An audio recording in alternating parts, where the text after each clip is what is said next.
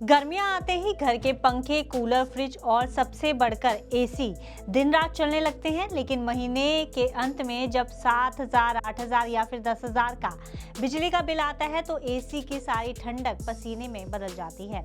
आजकल हर कोई अपनी छत पर सोलर पैनल लगवाकर इस भारी भरकम बिजली बिल को हमेशा के लिए जीरो करना चाहता है।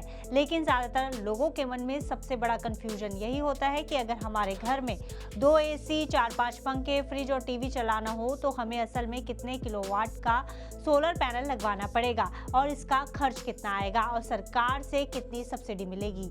तो चलिए घर की बात के इस एपिसोड में जानने की कोशिश करते हैं इन सभी सवालों के जवाब।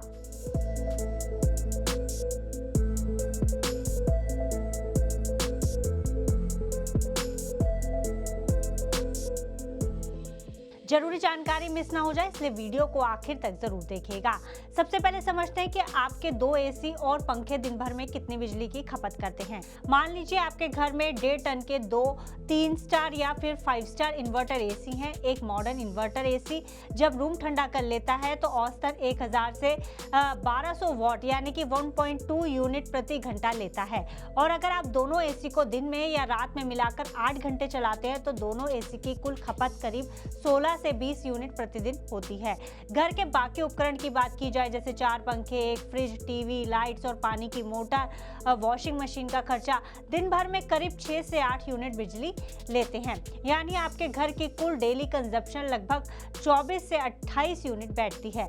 अब सोलर का थंब रूल बहुत सीधा है।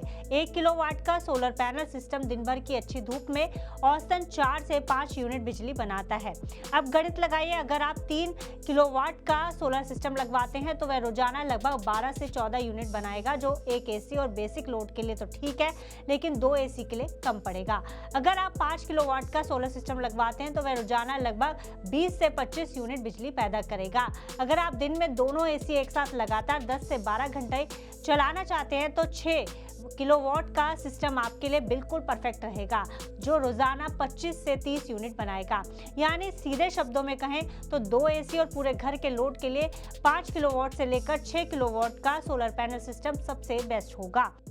अगर हम सोलर की बात करें तो जिस घर का, जैसे हम बात कर रहे हैं कि कंजम्पशन 24 से 28 किलोवाट पर डे है, तो उनको कितना बड़ा सोलर लगवाना चाहिए, तो it will depend upon multiple factors.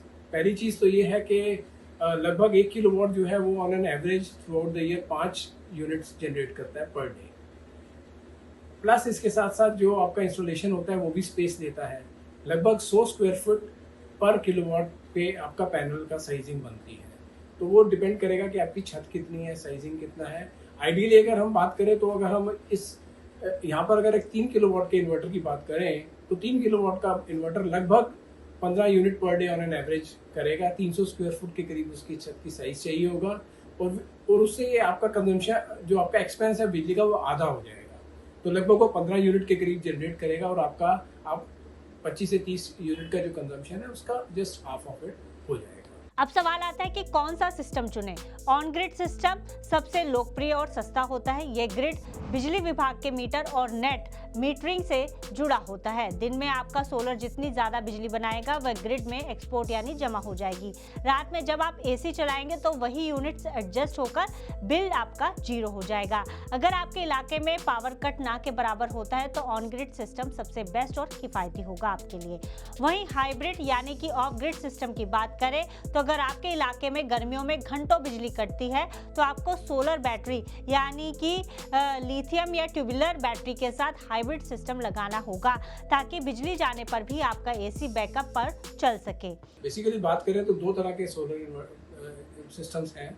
एक जो है वो आपके ऑन ग्रिड है, ग्रिड टाई इन्वर्टर्स, जिसमें जैसे जैसे आपका जनरेशन हो रहा है वो आपका ग्रिड पे ऑफलोड हो रहा है और आपको उसका नेट डिफरेंसेस मिल रहे हैं। और दूसरा जो है वो स्टोरेज सिस्टम वाला, उसके लिए आपको बैटरी सिस्टम चाहिए जिसमें जितना वो जनरेट कर रहा है वो आप अपने बैटरी में स्टोर करिए और जब आपकी ज़रूरत है उसके हिसाब से आप उसको यूज़ करिए।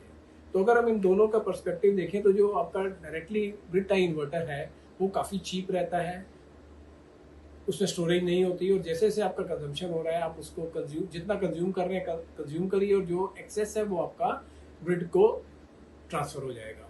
जो बैटरी वाला है वो लगभग डबल द कॉस्ट करता है। नॉर्मली जो ग्रिड टाई है वो अगर 50,000 रुपये पर यूनिट का किलोवाट का कॉस्टिंग आता है तो इसका लगभग 1 लाख रुपए के करीब का पर किलोवाट का कॉस्टिंग आता है। प्लस इसमें बैटरी सिस्टम्स आपको सारे लगाने पड़ते हैं जिनकी मेंटेनेंस भी करनी पड़ती है और over a period of time आपको बैटरीज रिप्लेस भी करनी पड़ती है। तो इट विल ऑल डिपेंड कि आपका कैसा यूज केस है, बट ये दोनों के एडवांटेजेस डिसएडवांटेजेस आपको बताएं। अब सबसे बड़ा सवाल है कि आखिर जेब पर आपका कितना खर्च आएगा। तो आपको बता दें कि 5 kilowatt on grid solar system की औसत लागत लगभग 2.5 लाख से 3 लाख रुपए top quality DCR bifacial panels व इन्वर्टर के साथ पड़ती है। वहीं सरकारी सब्सिडी जो कि PM सूर्य घर मुफ्त बिजली योजना के तहत सब्सिडी की बात की जाए तो सरकार 3 किलोवाट या उससे ऊपर के सिस्टम पर अधिकतम 78,000 की सीधी सब्सिडी आपके बैंक खाते में देती है। तो सब्सिडी के बाद आपकी जो वास्तविक लागत लगभग 1,80,000 से लेकर 2,20,000 रुपए के आसपास पड़ती है। अब आपके मन में सवाल आ रहा होगा कि मान लो इतना पैसा आपने लगा भी दिया, इन्वेस्ट भी कर दिया, तो ये कितने महीने या साल में रिकवर होगा। तो अगर आपका महीने का बिल 7,000 आ रहा है तो साल भर में आप 80,000 से ज्यादा की बिजली बचा लेंगे, यानी मात्र 2.5 से 3 साल में आपकी पूरी लागत वसूल हो जाएगी और उसके बाद अगले 22 सालों तक आपको 25 साल की वारंटी के साथ बिल्कुल मुफ्त बिजली मिलेगी। तो दोस्तों, अगर आप भी इस गर्मी अपने घर के बिजली बिल से हमेशा के लिए आज़ादी पाना चाहते हैं तो 5 किलोवाट का ऑन ग्रिड सोलर सिस्टम आपके 2 AC और पूरे घर के लिए सबसे बेहतरीन ऑप्शन है। आपके घर में इस समय महीने का बिजली बिल औसतन कितना आ रहा है, हमें कमेंट बॉक्स में जरूर बताइएगा। अगर आपको ये कैलकुलेशन और जानकारी आसान लगी हो तो वीडियो को अपने उन सभी दोस्तों के साथ शेयर करें जो भारी बिजली बिल से परेशान हैं और ऐसी ही हर स्मार्ट व सेविंग गाइड के लिए देखते रहिए घर की बात सिर्फ और सिर्फ TV9 भारतवर्ष पर।